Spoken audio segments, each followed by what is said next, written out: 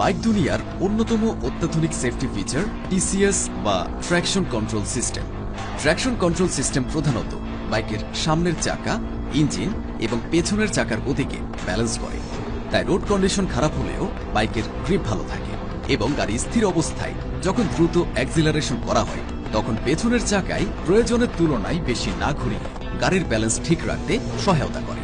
Traction control system বাইকের সুরক্ষায় তিনভাবে কাজ করে: ফুয়েল ইনজেকশনের ব্যবহার কমিয়ে দিয়ে, অটোমেটিক থ্রোটল অ্যাডজাস্টমেন্ট করে এবং ইগনিশন টাইমিং কমিয়ে দিয়ে।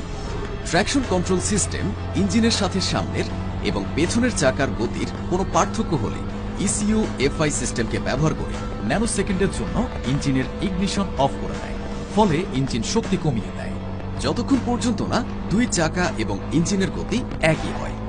মূলত এবিএস এর জন্য চাকাতে যে স্পিড সেন্সর থাকে সেই একই সেন্সর ট্র্যাকশন কন্ট্রোলের জন্য ব্যবহৃত হয়। ট্র্যাকশন কন্ট্রোল সিস্টেম থাকলে বাইক স্কিড করার সম্ভাবনা থাকে না, ফলে ব্যস্ত রাস্তায় চালককে বাইকটি আরো ভালোভাবে নিয়ন্ত্রণ করার এবং নিরাপদে চালানোর আত্মবিশ্বাস দেয়। ইয়ামাহা FZS ভার্সন 4, FZX,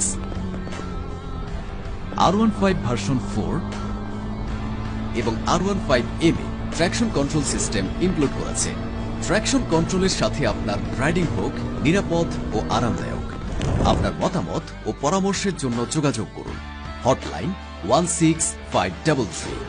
সাথে সার্ভিসিং এর জন্য নিকটস্থ সার্ভিসিং সেন্টার তো আছেই।